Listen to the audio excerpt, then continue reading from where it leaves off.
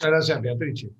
Y gracias al Inter-American Institute for Democracy, al Diario Las Américas y a la UPC por esta invitación. Siempre es muy grato alternar con personalidades como las que están en el panel presentes y a través del Internet, con la excepción, como siempre, de mi amigo Luis González Posada, que él dirá lo mismo de mí, lógicamente.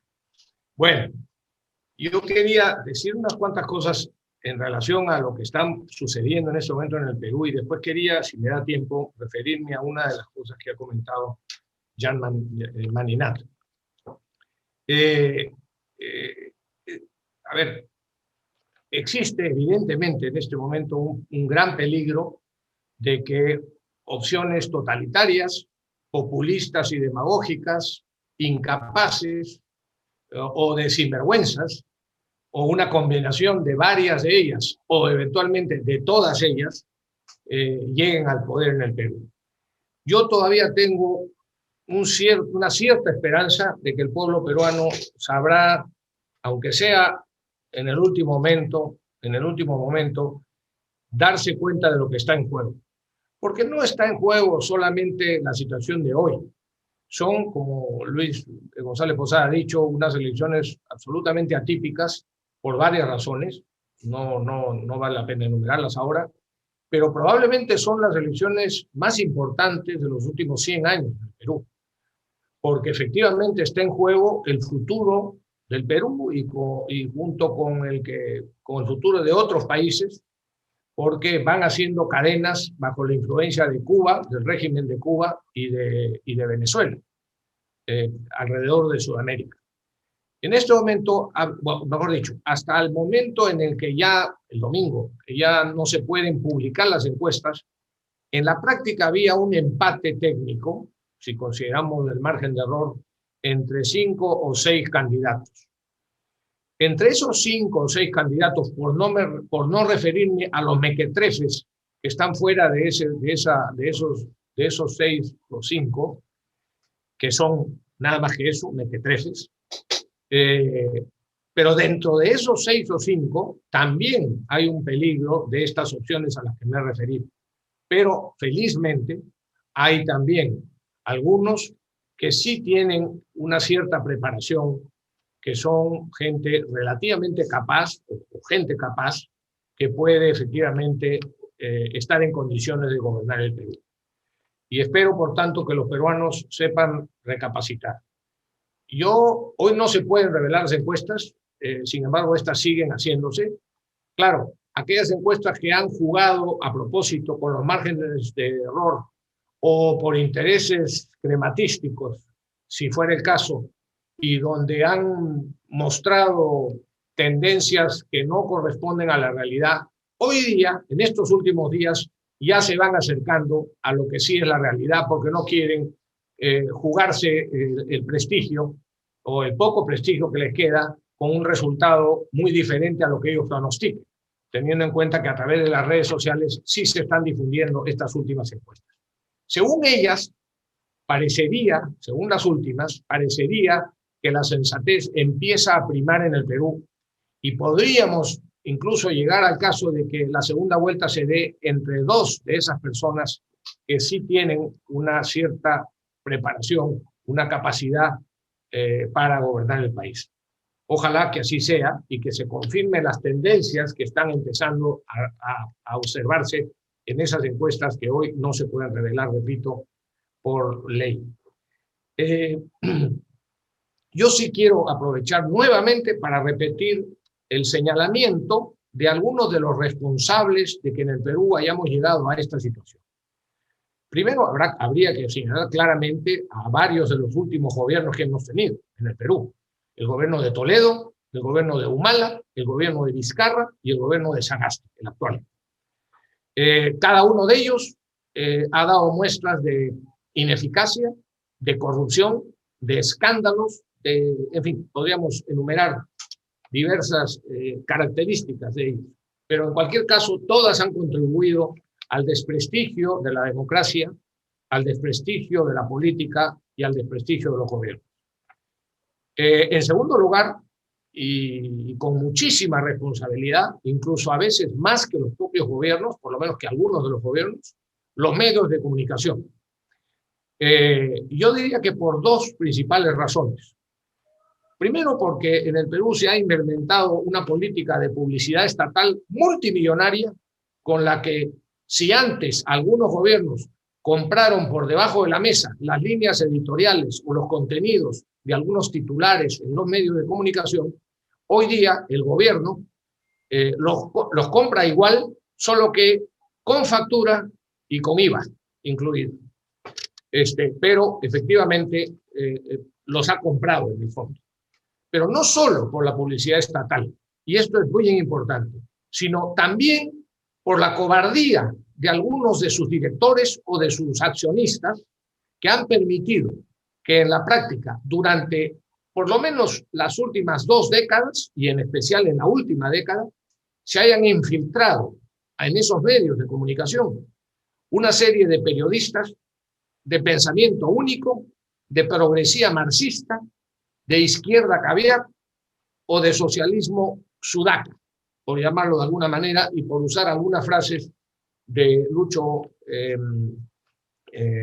García Miró, que ha sido director de uno de los medios de comunicación verdaderamente independientes que existen en el Perú, como es el Diario Expreso. Decía que estos periodistas infiltrados de estas tendencias de izquierda caviar, de progresía marxista o de socialismo sudaca, han permitido que esta gente, en la práctica, les expropie sus medios de comunicación. Y los dueños o los directores colocados por los directorios de estas empresas o por los accionistas de estas empresas no han sabido defender la libertad de empresa, que por supuesto también tienen los medios. Y tampoco han sabido defender la objetividad con la que se debe de informar. No me refiero a opiniones, porque las opiniones son siempre subjetivas y basta con que alguien las firme. Tiene todo el derecho cualquiera de expresar su opinión a través de un medio de comunicación. Pero el medio de comunicación, cuando informa sobre hechos o supuestos hechos, tiene el deber moral y ético, periodístico por supuesto, de ser objetivo y de no mezclar opinión con información. Y lo que han venido haciendo muchos medios de comunicación muy famosos y muy importantes en el Perú es efectivamente mezclar opinión con información, y por eso han conseguido manipular a gran parte de la sociedad y especialísimamente a la gente joven, a la que le han vendido una historia absolutamente falsa en la que, por ejemplo, el terrorismo o los terroristas de Sendero Luminoso en el Perú resultaron ser, en el fondo, luchadores sociales que pretendían liberar al Perú de la lacra que vivíamos, cuando lo único que han hecho es cometer un gravísimo genocidio. Todo esto ha llevado a una crisis en el Perú, que es una crisis que tiene evidentemente raíces morales fundamentalmente, pero que se refleja en una crisis de salud, la ha enumerado muy bien Lucho González Posada, una crisis social y una crisis económica de la que felizmente, y lo digo ahí sí como miembro del directorio del Banco Central de Reserva, de la que felizmente estamos recuperándonos a mucha más velocidad de la que podíamos sospechar. El Perú está haciendo en este momento, así como fue lamentablemente modelo de una caída brutal de su Producto Bruto Interno el año pasado, también está siendo hoy día ejemplo de una recuperación mucho más rápida, salvo el caso de Brasil, que la de los demás países de Sudamérica. Dicho eso, y en los minutos que me queden, me gustaría hacer un comentario respecto de una de las observaciones que hizo Jean Maninat. Él mencionó como parte de estos gobiernos, vamos a decir, o estos estilos antidemocráticos a Bukele de El Salvador y a Bolsonaro de Brasil. Yo no me voy a referir en este momento a las características personales ni a los estilos de estos dos gobernantes, pero yo sí quisiera hacer una reflexión. A mí no me parece que sean antidemocráticos. Ellos han ganado democráticamente. Y que yo sepa, puede ser que no esté bien informado, pero ninguno de los dos ha actuado como han actuado Chávez o Maduro en Venezuela, o como Cristina Fernández en Argentina, o como Vizcarra en el Perú, o como Daniel Ortega de Nicaragua. Ninguno de ellos, por ejemplo, ha pretendido atropellar a otros poderes del Estado. Tienen sus estilos, tienen su forma de proceder, tienen su forma de hablar, que nos puede o no gustar, pero en el fondo están dentro del régimen democrático. Y por tanto, yo creo que es un grave error a ese tipo de presidentes considerarlos antidemocráticos o como que atentan contra la institucionalidad democrática.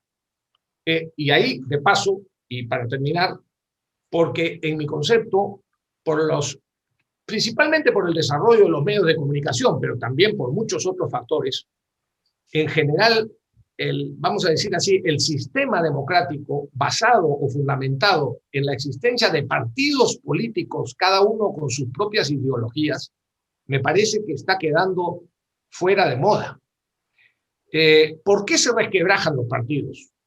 Se resquebrajan por culpa de sus miembros. Se han resquebrajado por culpa de sus omisiones o de sus acciones cuando fueron gobierno, por la inmoralidad de muchos de sus representantes, o por el desarrollo, y finalmente también por el desarrollo de los medios de comunicación que lleva a las personas, a la gente común y corriente, a ya no depender de los partidos, de ningún partido, para entender un poco lo que está sucediendo en la política de su país, sino que ya acuden directamente a los medios de comunicación y están directamente informados.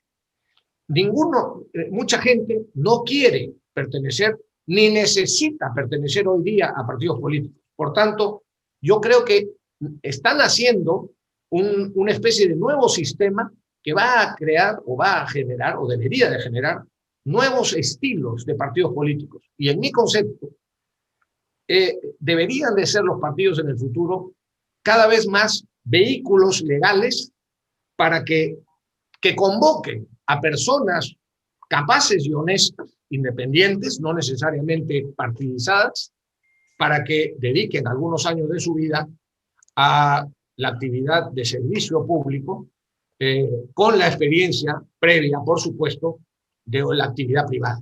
En mi concepto, no vale la pena ni votar, ni hacer que se postule de candidato a alguien que no ha trabajado independiente y privadamente antes en su vida, porque probablemente si no lo ha hecho, o es muy joven, o no ha tenido oportunidad de enfrentarse a la burocracia, a la SUNAT, a la cobradora de impuestos, que muchas veces abusan, o a la dirección de personas, que es muy importante para poder actuar bien en política, o los abusos del gobierno, de todos los gobiernos, que creen que la ciudadanía está al servicio de los estados, en lugar de que, termino con esto, en lugar de que los estados o de los funcionarios estemos... Perdón, le queda un minuto. No, terminé ya, Beatrice, muchas gracias.